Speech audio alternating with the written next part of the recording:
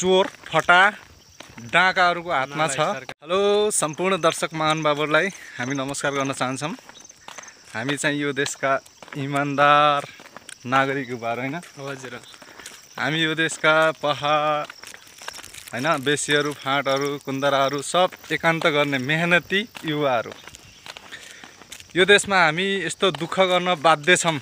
देश यतिखेर एउटा चोर फटा डाँकाहरूको हातमा छ। देशमा भ्रष्टाचार व्यथिति एकदमै मौलाएको छ। जनताहरू बौलाएका छन्। यी फटा चोरहरूको हरकतले गर्दा एकदमै कसरी देशमा बाँच्ने के गर्ने सन्तासमा बाँचिरहेका हामी नेपालीहरू छौँ। देशमा जताततै हेर्नुहुन्छ एउटा निराशा हैन, एक किसिमको छटपट्टिमा जनताहरू हुर्किरहेका छन्, बढिरहेका छन्, खेलिरहेका छन् हैन। हामी पनि त्यही जनताहरू मध्येको एउटा पात्रहरू हौँ। यतिखेर हामी सानो एउटा व्यावसायिक आफ्नो कर्मको एउटा दौडमा छौँ। हिमाल पहाड तराई फाँट कुन्दराहरू हामी एकान्तै गरिरहेका छौँ। तर पनि देशको परिस्थिति हेर्दाखेरि के छ भने अहिले कुनै पनि किसिमका व्यवसायहरू चलिरहेको छैन।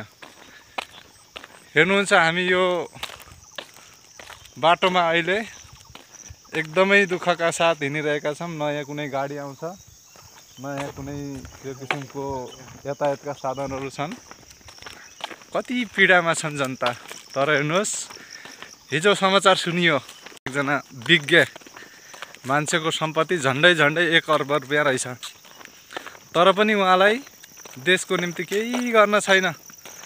2-4 जना नेताको चाप्लुसी गरेर पैसा मात्रै थुप्राउँछ। कुन दुनियाँमा छन् छोराछोरी थाहा छैन। नेपालका ठुला पदमा यस्तै मान्छे छन्। आफ्ना छोरा चेली हैन, श्रीमान श्रीमतीहरू घर फ्यामिलीहरू सबै विदेशमा सेटल छन्। तर यही देश बनाउँछु भनेर उनीहरू नाटक नौटङ्गी गरेर महत्त्वपूर्ण पोस्टमा बढेर के गरिरहेका छन्, लुटिरहेका छन् चोरहरूले, फटा डाँकाहरूले। के गरौँ, यो एउटा दुःखको घडीमा मैले यो भिडियो बनाएको छु। यसमा इमोसनमा आएर हैन, एकदम उसमा आएर मैले नेताहरूलाई दह्रो गाली गरेको छु साथीहरू।